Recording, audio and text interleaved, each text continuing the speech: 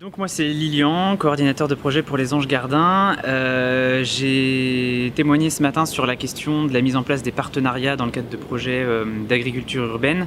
On a abordé un peu la chose plus dans une dynamique de genèse un peu de nos projets, de comment est-ce qu'on est arrivé à un projet en milieu rural jusqu'à un projet en milieu urbain, des différences que ça pouvait apporter et de finalement quelles étaient les opportunités que nous offrait la possibilité de développer un jardin de cocagne et puis une activité de mise en culture d'îlots un peu morcelés qui est notre projet d'archipel nourricier dans le cadre d'un projet urbain, des facilités de mise en contact avec les publics, des facilités de portage politique de la démarche, ce genre de choses.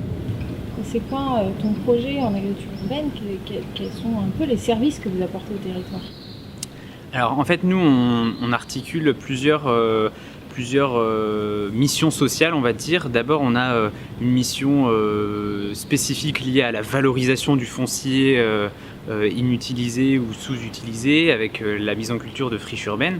Après on a une vraie vocation d'insertion professionnelle. On accueille dans le cadre de notre chantier d'insertion des publics qui sont éloignés de l'emploi. Et donc on leur offre des vraies opportunités dans le cadre de partenariats mis en place avec l'écosystème territorial, que ce soit les entreprises et les collectivités, les autres associations et acteurs de l'IAE du territoire.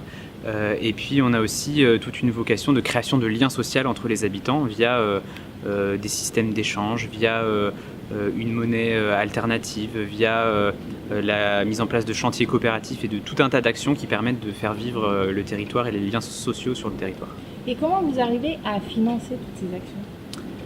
Alors, notre financement il est un peu hybride. On a une partie d'autofinancement qui est liée au développement de nos actions, de prestations de traiteurs, de restauration, de vente de paniers, etc.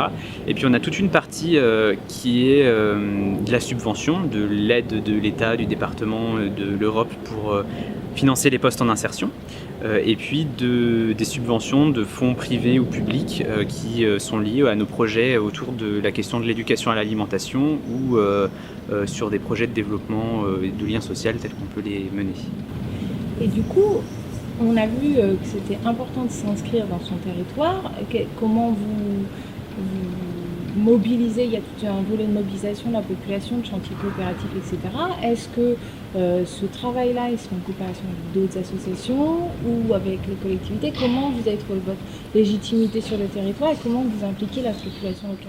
Alors en fin 2017, on a mis en place un club d'entreprise qui s'appelle Elemia, qui a pour vocation de regrouper des entreprises, des collectivités, des associations, des acteurs de l'IAE, vraiment une pluralité d'acteurs autour de différentes thématiques, la transition écologique et sociale de l'économie, la question de l'économie de la fonctionnalité de la coopération, la question de la valeur du travail.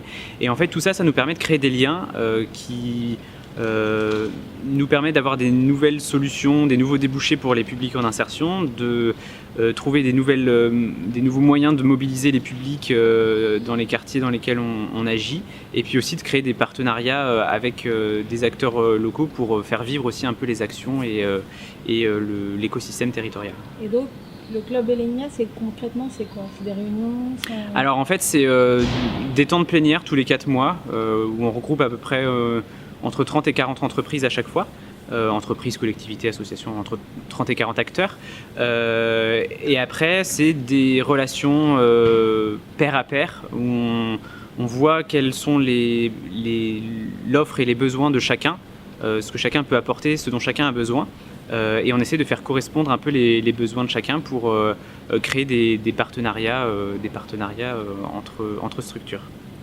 Et du coup, la place du citoyen à l'intérieur de ça n'importe quel citoyen peut assister aux réunions du club et s'impliquer aussi dans les démarches, dans les différentes démarches, devenir bénévole. Enfin voilà, le club d'entreprise peut être une porte d'entrée pour quelqu'un qui a envie de réfléchir à des grandes thématiques, telles que celle de la transition sociale et écologique de l'économie, celle de l'économie de la fonctionnalité. Un citoyen lambda qui est intéressé par ces questions, il peut venir assister aux réunions du club où on essaie de faire des temps de conférences et puis des temps d'interconnaissance et de construction d'actions Et puis, il peut après s'impliquer dans les différentes actions qui peuvent être menées. Par rapport aux échanges réciproques dont parle beaucoup Christian Dutertre et l'idée qu'on puisse éventuellement travailler sur un modèle économique où on est plus moins sur de l'échange monétaire, on va dire, Ouais. que sur de l'échange. Est-ce que via le Club Elémia ou dans le cadre de ce que vous faites aux Anges Gardins, vous avez mis en application ce type de... Et pour donner un exemple très concret, il y a 3 semaines, on avait une réunion plénière de ce Club Elémia.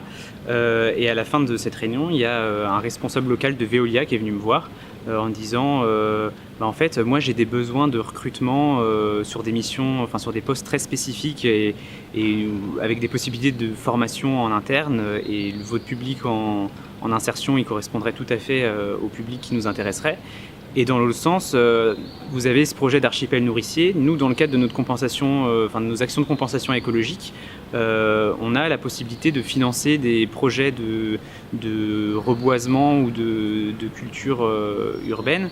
On peut vous mettre à disposition aussi des cuves de récupération d'eau, par exemple. Et donc là, on va essayer de construire un partenariat avec Veolia pour justement faire correspondre ces besoins mutuels autour de quelque chose d'un peu plus concret.